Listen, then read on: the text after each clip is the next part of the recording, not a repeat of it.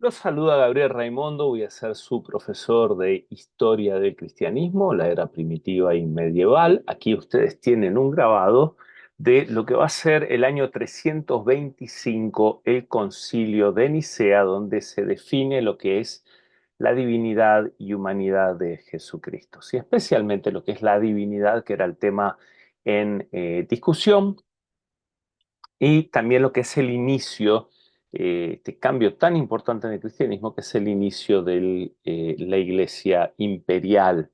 Así que vamos a ir derecho a la clase, justamente con lo que es la periodización. Periodización es muy importante a nivel historiográfico, ¿no? Entender que está dividida la historiografía en diferentes eras o edades, ¿no? Entonces uno tiene este tipo de planteamiento. Ustedes pueden leer esto mucho más en Deiros, páginas 27 al 29, que es el libro de texto, y este también modelo de historiografía está sostenido por Kenneth Scott Latourette, sí, un gran historiador también, y esta es la historiografía basada en el cristianismo, la periodización de lo que es la era del cristianismo, ¿no? Uno puede hacer periodizaciones de diferentes líneas de historiografía, ¿no? Uno puede hacer periodización de historia de Oriente,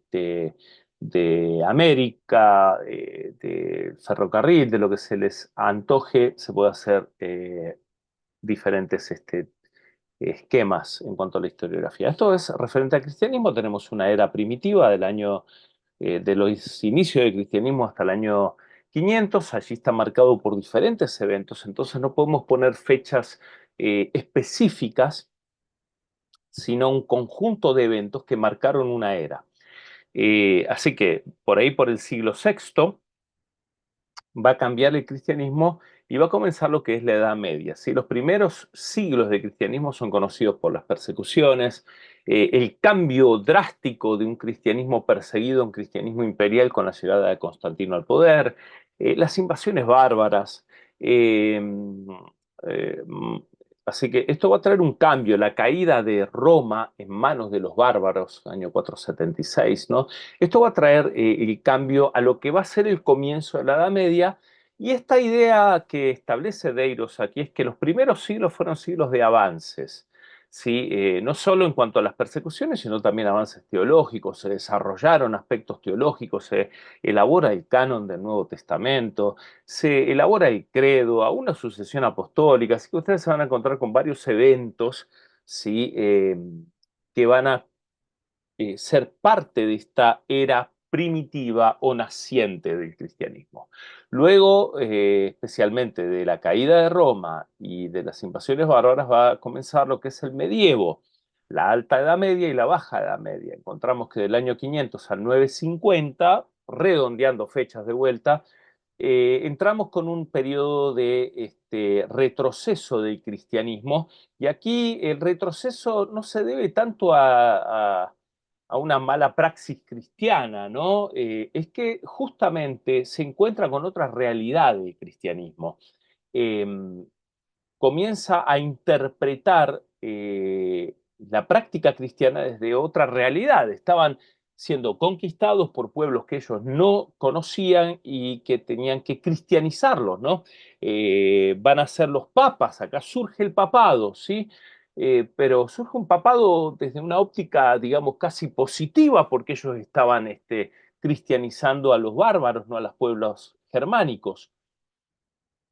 Pero justamente el tema de las invasiones acaba de surgir mucho retroceso por el Islam también. ¿Sí? Siglo séptimo comienzan a haber estos avances de los pueblos turcos, ¿no? Que hacen retroceder el cristianismo. Y dicho sea de paso, los avances musulmanes han sido retrocesos garantizados para el cristianismo a lo largo de toda la Edad Media, ¿sí? Y a lo largo de toda la historia a partir del siglo séptimo después de Cristo. Así que el retroceso es marcado más que nada por las invasiones, y la iglesia, ante la caída del Imperio Romano, se tiene que reestructurar. Logra reestructurarse a partir del año 950 cuando elaboran ellos o reinventan el Imperio Romano Germánico, a lo cual le dan un halo sagrado, el Sacro Santo Imperio Romano Germánico, y aquí comienzan una era nueva, ¿no? Digamos, con los reyes carolingios, Carlomagno, como un rey cristiano, la era del surgimiento de los papas, ¿no? Eh, y de una cristiandad ya europea, ¿no? Porque se va a centralizar el cristianismo en Europa, se pierde el norte de África, se pierde las zonas donde había nacido el cristianismo, incluso en Oriente, así que queda solo reducido el cristianismo en Europa, y gracias a que quedó reducido ahí, hoy heredamos parte del cristianismo. Carlomagno batalla en contra de los turcos que casi toman Roma, ¿no? Los detiene en los Pirineos, ¿no? Así que el cristianismo experimenta un avance en este tiempo, se reestructura bajo el dominio de los papas y, claro, sufre otro tipo de embates, ¿no? Ataques externos por los musulmanes. Los turcos otomanos son los que van a traer estas batallas externas, también externos de parte de los disidentes, las herejías, ¿no? Que van a estar en esta época. La iglesia tiene que batallar en contra de los turcos, en contra de las herejías, sostiene un modelo de imperio cristiano, ¿no? O sea que no solo la iglesia era protectora de la fe, sino protectora de la fe en un territorio amplio, ¿no? Eh, y también luego se van a enfrentar a uno de los peores problemas, que son las enfermedades internas de la iglesia, ¿no? La corrupción interna de la iglesia con el nicolaísmo, el nepotismo, ¿sí? La simonía, ¿no? Todos estos males de la iglesia que surgen por la misma ambición de poder, va a ser lo que luego en el año 1350 en adelante traiga un gran retroceso del cristianismo, ¿no? Entonces,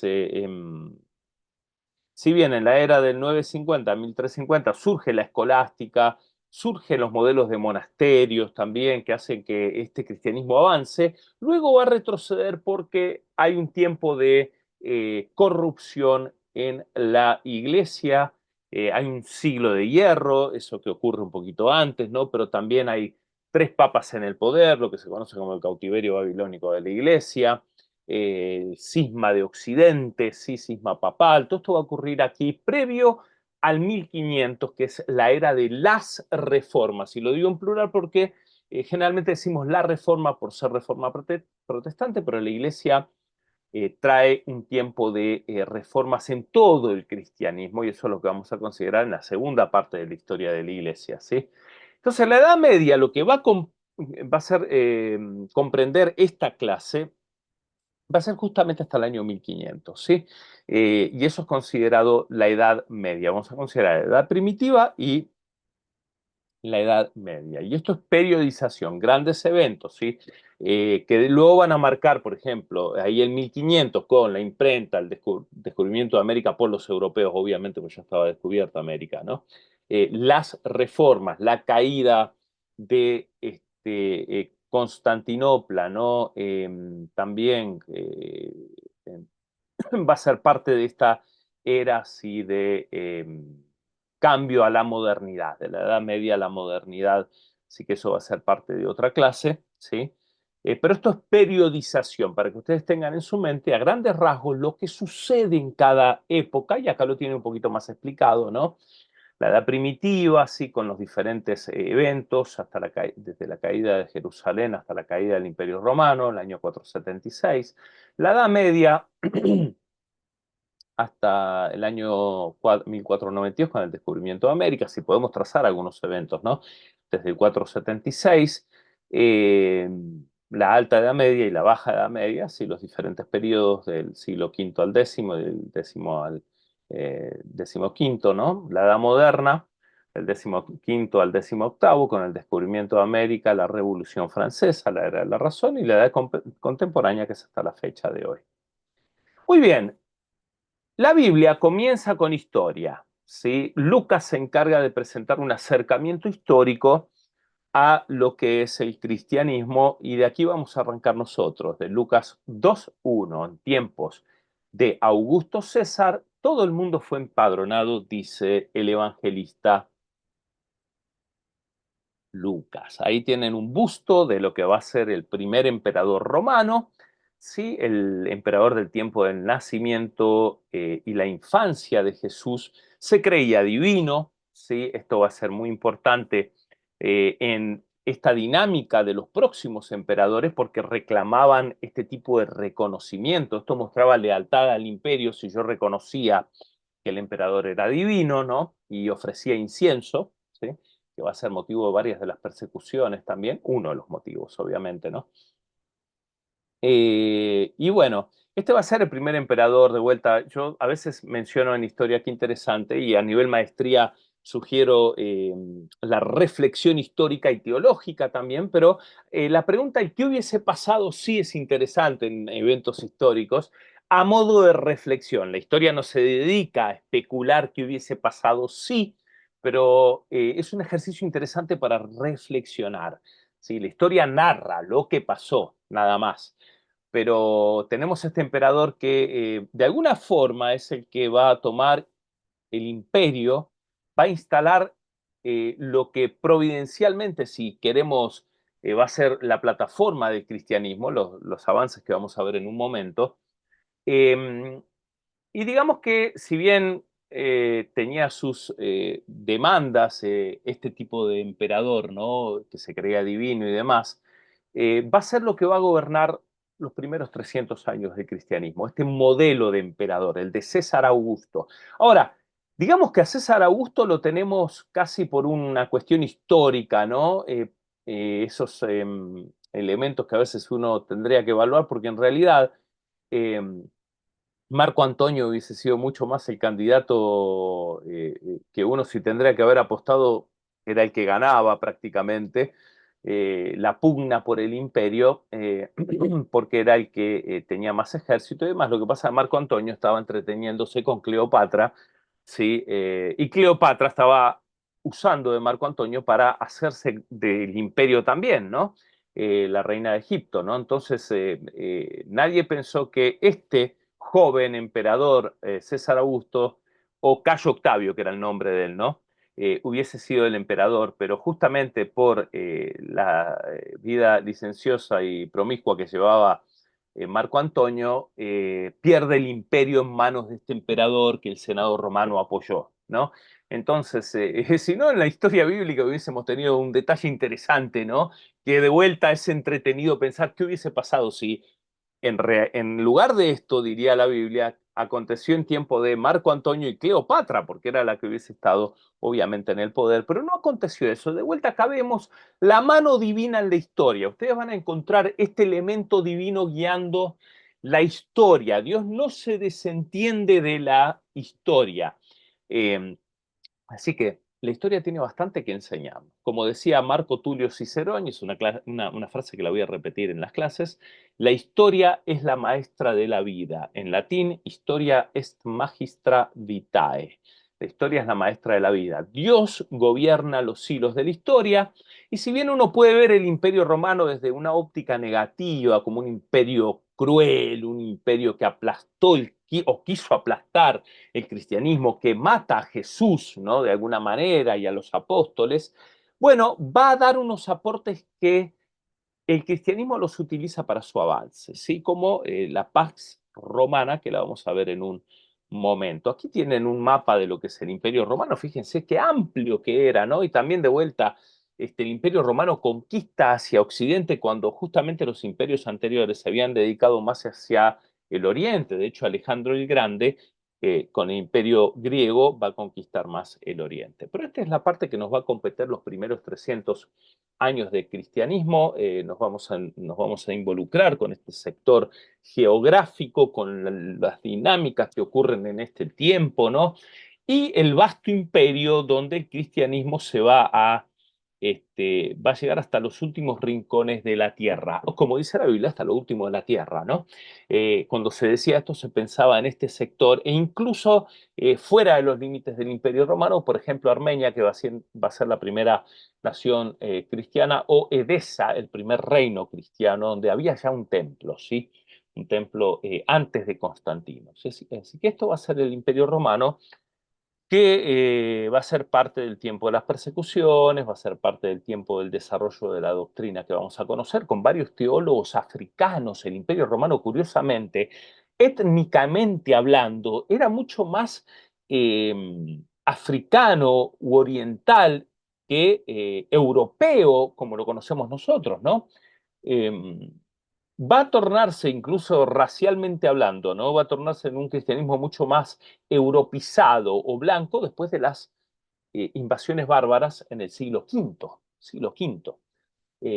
Los primeros 5 siglos de cristianismo se iba a ver mucho más moreno, si se quiere, ¿sí? Y aún africano en el sentido del desarrollo teológico del cristianismo. Así que bueno, se le debe bastante cuando nosotros queremos actualmente presentar, bueno, esto debido obviamente a las reformas del siglo XVI y del desarrollo del cristianismo después en Europa medieval, vamos a tener esta idea de que el cristianismo era mucho más europeo, ¿no? Pero hay que decir a ciencia cierta o a historia cierta que el cristianismo era mucho más oriental o africano, incluso grandes teólogos, Agustín de Hipona, Tertuliano de Cartago, ¿sí?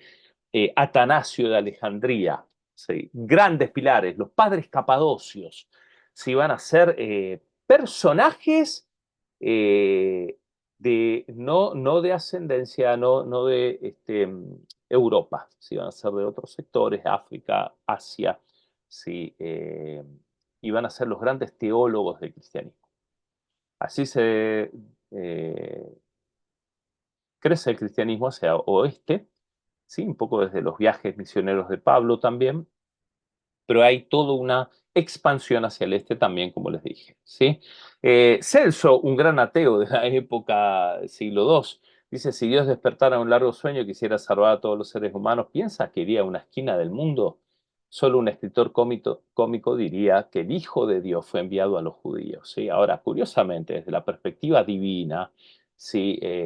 Jerusalén, Israel, viene siendo una zona estratégica, como un corredor entre tres continentes. No es, ¿sí? La esquina del mundo, como lo decía Celso. Celso tenía una visión de que Roma era el centro del mundo, un poco por esta idea el mundo conocido de esa época, ¿no? Pero Israel, Jerusalén, sí, va a ser una zona mucho más estratégica para lo que es la expansión y hasta la época es una zona de conflictos por ser este corredor entre tres continentes. Factores que favorecen el cristianismo. Ahí ven una foto de las vías romanas. Bueno, la Pax Romana, como les dije, va a ser uno de los elementos que favorece. De vuelta digo, uno tiende a ver el Imperio Romano como algo negativo porque va a aplastar o querer aplastar el cristianismo, pero fue un imperio innovador y que estableció varias garantías para que el cristianismo también se extienda lo que se extendió. La paz romana sí garantizaba estabilidad en el imperio, se podía viajar con libertad. Justamente había una ley romana, la lex romana, el derecho romana garantizaba justicia, ¿sí? La ciudadanía romana de la cual el apóstol Pablo contaba, la hace valer, ¿sí? La cives romani. Si era aunque no lo crean, un imperio flexible, tolerante y abierto, si uno podía profesar la religión que quiera siempre y cuando reconozca al emperador como la autoridad máxima y aún como una autoridad divina. Y eso era un conflicto para la fe eh, judeo-cristiana. Y digo judeo-cristiana porque el primer siglo puntualmente no se distinguía bien qué era cristianismo y qué era judaísmo, ¿no? Las vías romanas, la idea de que todos los caminos llegan a Roma, eso era literal, todos los caminos llevaban a Roma, facilitaba las comunicaciones, vías terrestres, marítimas, fíjense, desde Inglaterra hasta China, una barbaridad. Sí, así que esto también establece esta comunicación en cuanto a las cartas. Si el correo romano era conocido porque era muy efectivo, de hecho el correo en los Estados Unidos es basado en ese tipo de correo, llegaba a todos lados y eso hace que las cartas apostólicas sí lleguen a todos lados también. El gobierno romano traía unidad política, ¿sí? Y el talento romano, todo lo que eran los templos, las arenas, incluso mucho de la iconografía cristianismo primitivo va a ser parte o extraída de este talento romano o arte romana. También hay aportes griegos, y uno de los mayores aportes, obviamente, la Septuaginta del siglo III antes de Cristo, que es la que se usa en la diáspora judía, ¿sí? Los judíos de habla griega, ¿sí? Entonces hay toda una leyenda que dice que hubieron 72 sabios que fueron enviados al sumo sacerdote, traduce la Biblia de manera milagrosa. Cada uno de ellos que traduce el Antiguo Testamento, ¿no? Considerado la escritura para los escritores del Nuevo Testamento, todos coinciden de forma milagrosa. ¿Bien? Entonces tiene este halo, la Septuaginta, y que viene siendo la Biblia que se utiliza en tiempos bíblicos del Nuevo Testamento, ¿no? Jesús probablemente hablaba arameo y hebreo, quizás no manejaba el griego. Uno dirá, bueno, el Señor sabía todos los idiomas, ¿no? Pero bueno, no podemos asegurarlo esto necesariamente, ¿no? Pero sí es probable que Pablo haya manejado el griego y algunos escritores del Nuevo Testamento. Por eso nos referimos nosotros generalmente al griego. El original griego dice, ¿sí? La palabra en el griego dice proskuneo, ¿sí? Eh, o neuma, ¿sí? O theos, ¿no? Logos, y bueno, y uno se refiere mucho al griego, ¿no? Un poco porque viene siendo el lenguaje del pueblo, el lenguaje que conectaba al imperio. Luego se va a traducir esto al latín, ¿sí?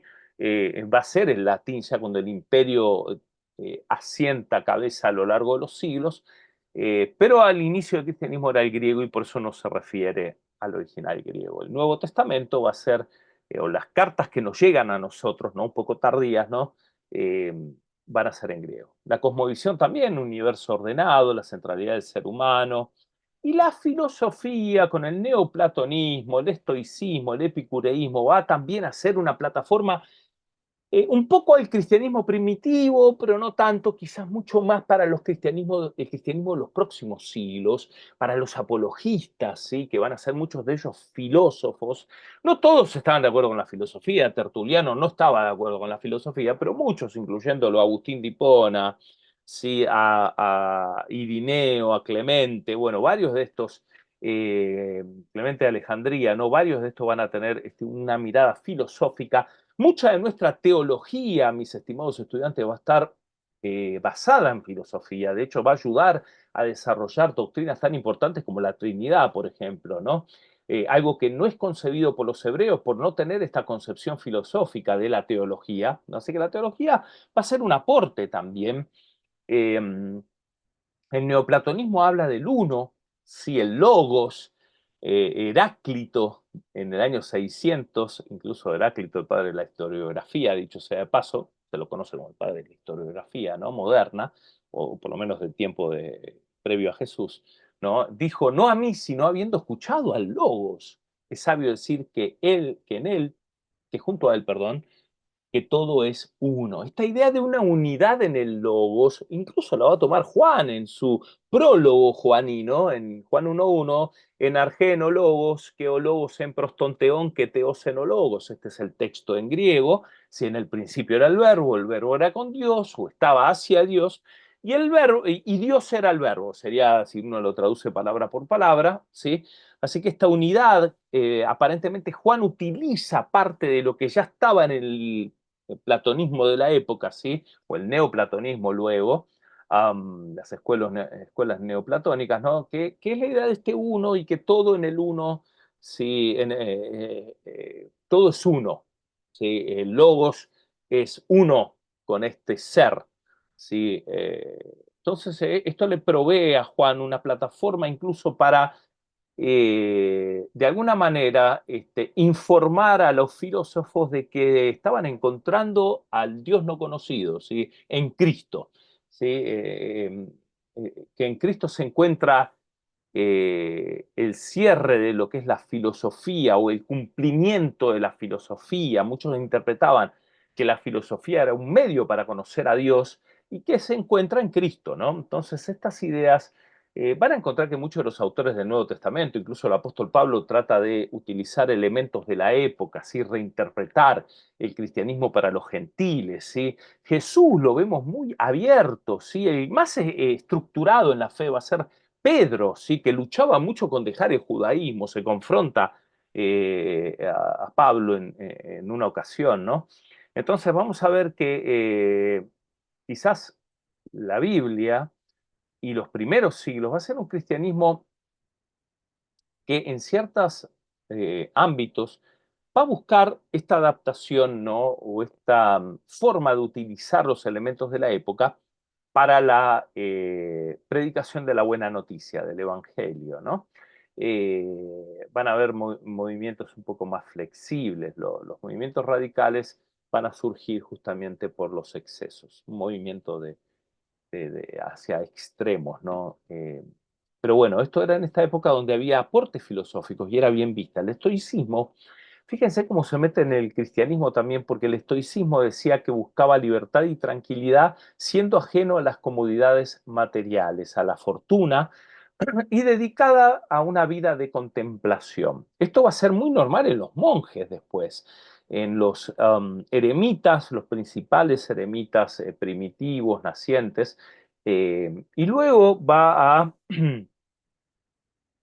ser parte de lo que es el monasticismo medieval, el separarse de las comodidades, de los placeres. El otro movimiento, el epicureísmo, va a ser lo contrario, hay que disfrutar porque los dioses no están en contacto con la humanidad, por lo tanto hay que disfrutar. Ahora, no era un disfrute de eh, una vida entregada a las pasiones y desordenada. El epicureísmo sostenía que había que disfrutar de una manera ordenada, ¿sí? Bien.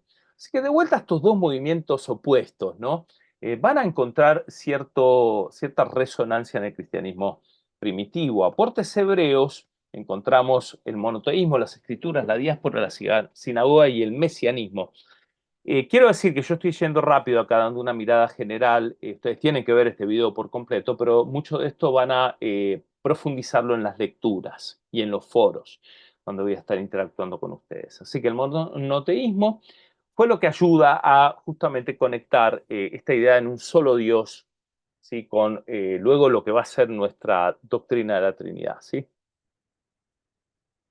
El Antiguo Testamento como escritura, ya lo mencionamos, la diáspora también ayuda a este avance del cristianismo porque habían diferentes locaciones dentro del imperio con sus sinagogas, que es el próximo punto, la casa de reunión, donde se podía llevar. Fíjense que el modelo del apóstol Pablo era llegar a una sinagoga, predicar allí y luego ir a los gentiles, ¿no? Entonces la sinagoga siempre es el aeropuerto, si se quiere, de la fe cristiana, ¿no?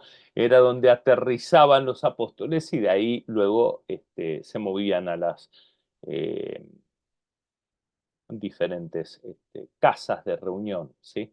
El mesianismo también, esta idea de que tenía que venir un Mesías que se va a desarrollar después de que David o el proyecto davídico fracasa, ¿no? Esta idea de un rey que mantenga a Israel, ¿no? Como ese imperio que se deseaba. Bueno, ustedes pueden ver que hay veintitantos reyes que luego van a hacer lo malo ante los ojos de Dios si uno lee el libro de las crónicas o de los reyes, ¿no? Fracasa hasta que terminan cautivos en Babilonia, ¿no? Se empieza a desarrollar de Babilonia en adelante la idea de que va a venir un Mesías, el Hijo del Hombre que se presenta al anciano de días y que eh, se le da poder y autoridad y dominio, ¿no? Todo esto se encuentra en Daniel, por ejemplo, literatura que va a ser del cautiverio babilónico y luego postexílica también, toda esta idea de una apocalíptica se empieza a desarrollar en esta época y va a ser muy normal en el tiempo de Jesús, de los apóstoles y de los cristianos primitivos. Esta idea de que iba a venir un reino, no necesariamente terrenal, porque se esperaba algo en la otra vida, ¿sí? Que recompense a los que eran justos y morían por la fe. Todo esto va a ser parte del mesianismo, ¿sí? Se va a reinterpretar que este rey que viene no iba a liberar necesariamente de imperios, porque era lo que vimos, no libera de imperios, pero hay otro tipo de liberación, ¿no? Entonces, toda esta idea mesiánica se empieza a reinterpretar. Primero en el Antiguo Testamento, desde el cautiverio babilónico, hay varios, se entretienen varias formas de mesianismo, ¿no? Pero los esenios, por ejemplo, en el periodo intertestamentario, ellos comienzan a imaginar un Mesías divino, un poco como lo mencioné en Daniel, que iba a traer una liberación más vale interna. ¿Sí? Entonces, esta idea del cristianismo va a encajar bien en esa línea, y donde no se esperaba un reino terrenal, sino un reino, eh, como lo va a decir Juan en el Apocalipsis, milenial, ¿no? Donde se implante un reino futuro, en el escatón. ¿Sí? Entonces, todo esto de que el ser perseguido por Cristo era un beneficio para esperar una mejor resurrección, ¿no? Esta idea paulina, esta idea de los apóstoles, ¿no? Bienaventurados cuando los persigan. Todo esto va a nutrir, ¿sí? El pensamiento práctico, no tan teológico, sino práctico, de los primeros cristianos. Nota al margen, el cristianismo primitivo era mucho más práctico, ¿no? Todos los desenvolvimientos teológicos se van a desarrollar cuando lo vemos a la luz de la historia en tiempos de que la fe está más, digamos, eh, tranquila, sin tanta persecución. Pero en las persecuciones resonaban todos estos textos de los mártires. El martirio pasa a ser un ideal. A nosotros se nos hace raro, ¿no? Pero era un ideal bien visto. Los cristianos primitivos eran contraculturales, por lo cual también eran perseguidos. Decían que odiaban a la humanidad. Lo que odiaban era el romanismo, ¿sí? En particular. Se oponían a muchas de las formas de vida, de vuelta acá está lo práctico, no tanto a la teología, sino formas de vida del Imperio Romano. Había una proclamación, yo tengo otro emperador, tengo un Quirios distinto, títulos imperiales, ¿no? Un rey diferente. Esto era subversivo para el imperio de la época, nadie podía tener un rey diferente de los que no ponía el emperador romano, ¿no? Entonces la misma proclamación, el querigma de la iglesia, ¿sí? Contrastaba con lo que era el culto al emperador. Esto traía obviamente sus consecuencias. Los cristianos no eran bien vistos por el imperio, porque era una subversión directa al imperio, a un imperio que ellos consideraban que era un buen imperio, el imperio de la paz. Entonces, de vuelta, cuando nosotros analizamos esto desde nuestra época, decimos qué malo que eran los romanos, qué mal imperio, qué crueles que eran. Sí, eran crueles, pero no podemos analizar con lentes de la época cómo eran estos emperadores de la era primitiva, porque ellos querían el bien del imperio. Entonces hay una cierta lógica por el cual ellos operan de esta manera, ¿no? Ellos querían el bien del imperio. Entonces en temas éticos uno busca el bien mayor, ¿sí? Entonces por eso perseguían a los cristianos. Hay que deshacerse de esto porque los dioses nuestros de Roma no están ahora, no se están agradando que nos vamos detrás de este Dios judío de los cristianos. Entonces había toda una contracultura. Había infanticidio también, ¿no? Los métodos abortivos eran precarios, primitivos en esta época. Las que mujeres más pudientes practicaban abortos, pero no era lo más recomendable porque morían muchas. Entonces se tenía al baby, se los dejaba al lado de los caminos, las vías romanas que hemos visto, eh, o que les voy a mostrar ahora. Eh, Especialmente si eran niñas, se las dejaba morir porque la niña no tenía ningún tipo de, no era contada dentro del Imperio Romano, o algunos la pasaban a buscar, algunos mercaderes, traficantes las buscaban y las crecían para prostituirlas, ¿no? A las niñas. Entonces, ¿qué hacían los cristianos? Pasaban por las vías romanas a la madrugada, recogían a estas niñas que dejaban morir y las crecían en la fe. Muchas de estas bien pudieran haber sido algunas de las grandes heroínas, ¿no? Del cristianismo primitivo, ¿no? Eh, entonces era contracultura, ¿no? Una cuestión, no iban a los hospitales, por ejemplo, para no recibir estas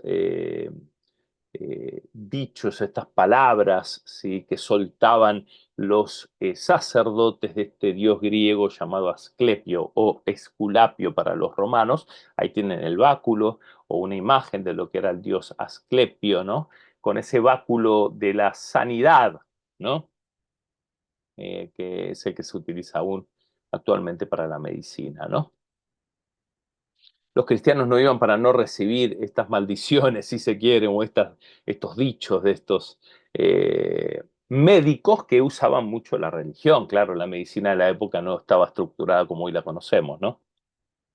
Así que la religión y estos dioses basados en leyendas, algunos de ellos, eran muy importantes en esta cosmovisión romana y los cristianos iban mucho en contra de estos elementos romanos, por lo cual decía que odiaban a la humanidad. No eran, eh, no simpatizaban con la cultura romana, por lo tanto los consideraban subversivos. También está esta idea del dios Eros, ¿no? Las mujeres, por ejemplo, las esposas, no eran consideradas para proporcionar placer al hombre. Eh, en Roma tampoco se incluye el amor como algo necesario para el matrimonio. Se ridiculiza al esposo que no podía separarse de la esposa. ¿Sí? Séneca llega a tachar de adúltero al marido que trata a su mujer como un amante. El placer no era necesario para la mujer en el matrimonio y podía ser perjudicial, ya que si le gustaba el sexo podía ser infiel más fácilmente. Esta idea de que la mujer estaba solo para procrear y que un esposo la tenía solo para eso, ¿sí? Y que estaba muy bien que el esposo tenga amantes, ¿no? Esto era bien visto en el Imperio Romano e incluso no se lo veía muy bien que el esposo ame a su esposa aún desde el aspecto físico. Todo esto va a repercutir luego en la historia porque todavía está esta idea, aunque hay que decir que el apóstol Pablo y el cristianismo primitivo fortalecen una idea de un matrimonio, ¿sí? Donde se fomente esta intimidad matrimonial, ¿sí? Entonces, en ese sentido, el cristianismo primitivo también va a ser contracultural. Bueno, yendo un poquito a la tradición de los primeros mártires que fueron los apóstoles, y esto está basado en la tradición, importante notar que la tradición va a tener un rol crucial en los primeros siglos del cristianismo, ¿no? Algo que después con el tiempo vamos a mutarlo, a decir, no, hay que basarse en la Biblia, no solo en la tradición puede fallar. Esto es un poco por la idea luterana que va a venir después en la segunda parte del cristianismo que vamos a estudiar en otra clase. Eh, y es verdad, no hay ciertas variantes de tradición, pero hay que decir que en el cristianismo primitivo la tradición era muy importante. Así que la muerte de los apóstoles está basada en tradición, no podemos fiarnos de fuentes seguras en esto, pero se dice que Pedro muere crucificado. Voy a ir un poquito rápido, ustedes van a leer más de esto. En Roma, año 64, Juan es echado en una caldera hirviendo y de la que sale vivo, esto dice la postura tradicional, pero otros sostienen que hubieron otros Juanes, ¿no? Incluso fue otro Juan que escribe el Apocalipsis para muchas de las posturas históricas, ¿no? Muchos de los eruditos no sostienen que Juan del Apocalipsis sea el mismo Juan discípulo de Jesús, ¿no? Bueno, pero esto a modo de práctica de iglesia no es muy relevante, pero para aquellos que estudiamos, bueno, son opciones para pensarlas o considerarlas.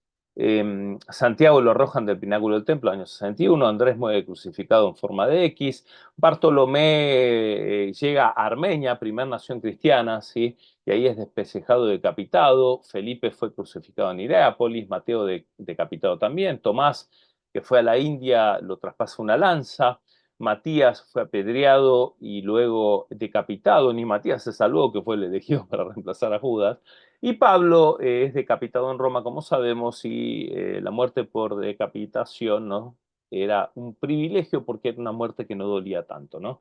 Y Pablo puede escoger esta por ser ciudadano romano.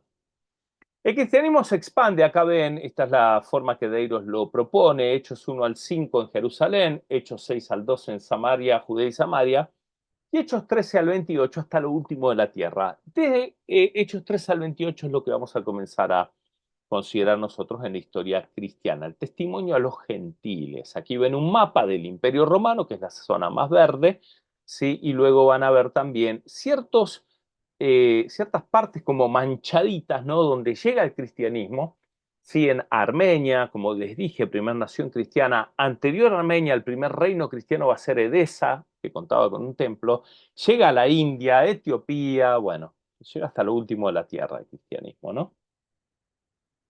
Aquí vemos algunos sectores, ahí está remarcado Edesa, Antioquía, ¿sí? Armenia, sectores de los primeros centros cristianos De hecho, la misión palestinense va a Osroene. Dentro de Osroene se encuentra el reino de Edesa. Acá tenemos esta leyenda de que Jesús se contacta con un rey de Edesa llamado Abgaro V, por lo menos la leyenda dice esto. Ahora hay que decir que Eusebio de Cesarea, de quienes ustedes van a leer sí, parte de su historia eclesiástica, no solo que apreciaba mucho a Constantino, ¿no? Es del contemporáneo a Constantino, obviamente, ¿no? Sino que cuando él escribe una de las primeras historias eclesiásticas, él sostiene que esta carta fue real, que Jesús le contesta y de puño y letra al rey Abgaro. Así que imagínense si esto fuera así. Tendríamos que tener la pequeña carta de Jesús como una introducción al Nuevo Testamento y la veneraría medio mundo, porque fue lo único que dejó escrito Jesús de su puño y letra. Por lo tanto, esta leyenda carece de fundamento histórico y hay bastantes errores, por lo cual se desacredita la realidad de esta carta de Jesús. Dicho esto, no es curioso el dato. ¿Sí? Así que si usted decía, Jesús no escribió nada, acá tenemos a alguien que sostiene que Jesús sí lo escribió. Hay una confusión con los abgaros. Aparentemente el abgaro no era quinto, sino el noveno, que reina en el siglo II. Por eso tenemos el problema histórico en cuanto a esto. Y está esta idea de que cada sector quería tener atribuido a alguna carta escrita por algún apóstol para darle cierto poder geográfico político, ¿no? Entonces, bueno, pues si Roma tenía a Pedro y a Pablo y la India tenía a Tomás, bueno, ¿por qué no decir que Jesús me escribió una carta a Edesa? Imagínense lo importante que vamos a hacer del reino de Edesa, ¿no? Así que esto pierde valor histórico, pero es un dato curioso. Sí es el primer reino, sí en Edesa está el primer templo cristiano construido para los cristianos, algo que no va a estar en el cristianismo romano porque era perseguido y no se podía tener templos, ¿sí? Se podía tener casas de reunión y ahí viene, a veces algunos critican, hay que volver al modelo primitivo de las casas. Bueno, esto es relativo, siempre hubo una mirada de templo, una perspectiva templocéntrica del cristiano, sí, como identidad, no necesariamente como modo de expansión, porque la verdad que se expande mucho más en las casas que en los templos. Esto para reflexión, ¿sí?